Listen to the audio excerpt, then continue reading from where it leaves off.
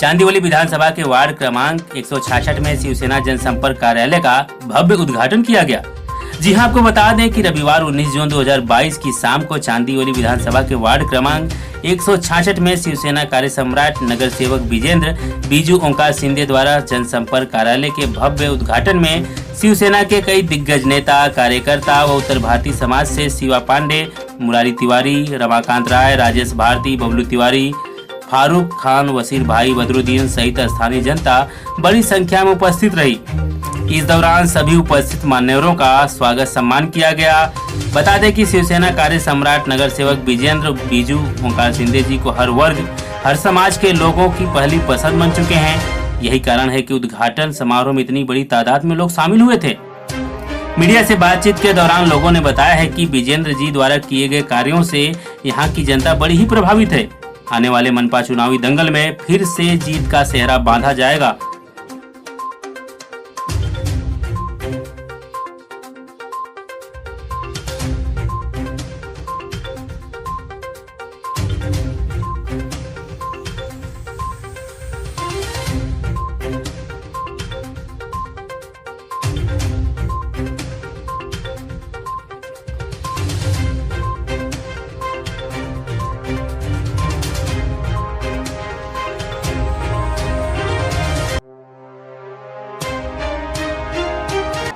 आज इतनी बड़ी तादाद में लोग यहाँ पे हैं और आज पुनः एक बार फिर सबसे पहले क्या कुछ कहना चाहेंगे? सबसे पहले तो मेरे इस प्रभाग की जनता का, जो मेरे माँ बाप है, उनका सबका मैं बहुत बहुत आभार व्यक्त करना चाहता हूँ,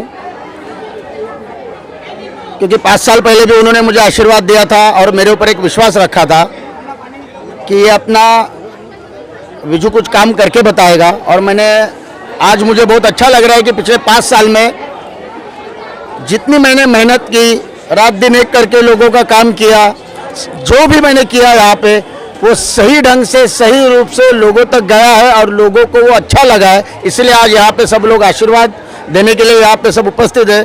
तो एक किसी भी योद्धा को कुछ करने के बाद में जो लोगों का प्यार और जो शाबाशी मिलती है, आज मुझे ऐसा लग रहा है कि वो शाबाशी मुझे आज मिल रही है। इसलिए मेरा आज का ये दिन मेरे लिए बहुत बड़ी बात है।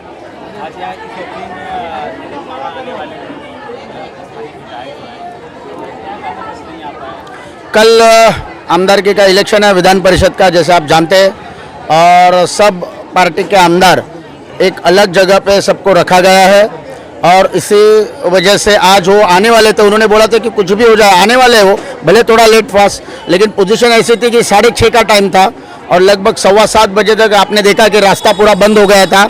बहुत सारी महिलाएं जुटी हुई थी, बहुत सारे हमारे ज्येष्ठ नागरिक थे, सीनियर सिटीजन थे, बहुत सारे लोग आए होते। इधर खड़ा रहने की जगह नहीं थी, आप देख रहे क्या हालत थी। तो ये करना ज़रूरी था। तो मामा ने ही बोला कि मुझे समय लग रहा है, आप कर लो, मैं मिलने आ जाऊँगा, राउंड मारने आ जाऊँगा। क्या लगता है कुछ इस तरह से पिछली बार जनता ने आपका साथ दिया, तो आप जो काम किए कुछ वादे रहे होंगे जो अभी भी चल रहे होंगे या दे रहे होंगे, फिर से एक बार पुनः अगर आपको जनता साथ देती है, आपको लेके आती है, तो क्या इस बार वो वादे पूरे होंगे? एक तो सबसे पहले मैं बोलने के बजाय आप हमारे यहाँ पे जो जनता खड़े, आप उनसे पूछ लीजिए। ये तो हिंदी पिक्चर वो जो राउडी राठौड़ का डायलॉग है, वो तो मैं हमेशा बोलता रहता हूँ, क्योंकि वो मैंने किया है। जो मैंने बोला वो तो मैंने किया ही है, लेकिन जो मैंने नहीं बोला है वो भी मैंने करके दिखाया है। आप ये सोचो कि एडवांस में काम हो चुका है। इसीलिए तो मैंने थोड़ी देर पहले भाषण में बोला कि आने वाला टर्म जो रहेगा, आने वाले दौर में हमारी जनता ने सोचा भी नहीं रहेगा, ऐसे ऐसे काम उनके लिए मैं लेके आने वाला हूँ।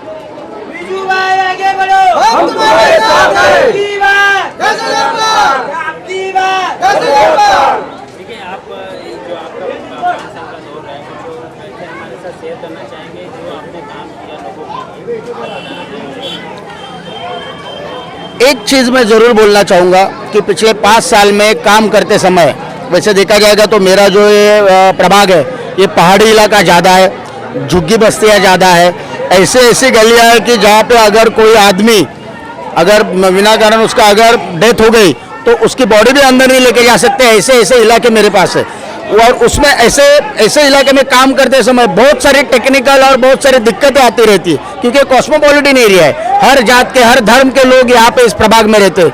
लेकिन मुझे पिछले 5 साल में काम करते समय एक चीज़ समझ में आई कि अगर सच में विकास का काम हो रहा है, सच में लोगों की भलाई का काम हो रहा है, तो लोग बढ़ चढ़ के सामने आते और खुद खड़ा रह के मेरे साथ में रात भर रुक के लोगों ने रास्ते गलियां बनाते समय मेरे साथ में खड़े हैं। और वो उनका जो कोऑपरेशन था, उनका जो सहकार्य मुझे मिला है, ये बहुत बड़ी बात है। उनके सहकार्य के बगैर ये मैं कर ही नहीं सकता था।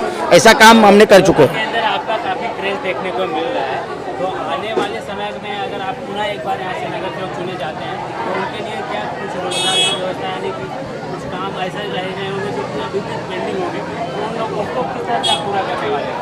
अभी आने वाले दौर में सबसे पहले बात, जैसे मैंने पिछले 1 साल पहले महिला सक्षमीकरण के पीछे मैं पड़ा हूँ, क्योंकि मेरा जो ये प्रभाग है थोड़ा निम्न मध्यम वर्गीय है।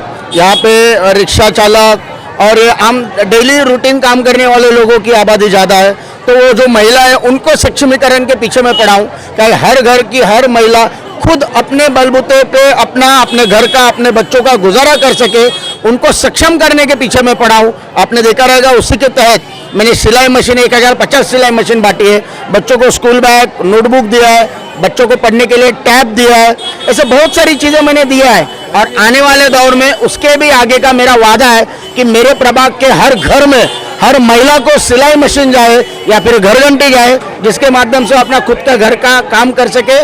और भले पति का पगार कम आए, पति घर पे अगर नहीं पैसा ला पाए, तो भी हमारी माँ बहनें, हमारी महिलाएं खुद के पैरों पे खड़ी रह सके। यहाँ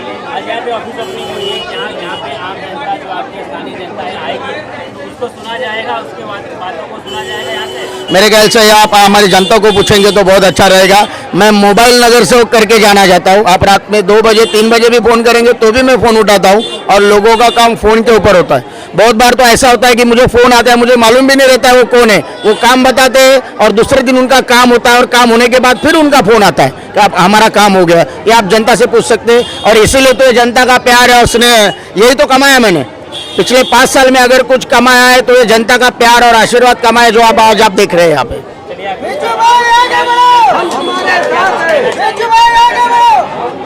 कोई मैसेज देना चाहेंगे अपने आपकी स्थानीय जनता को आप?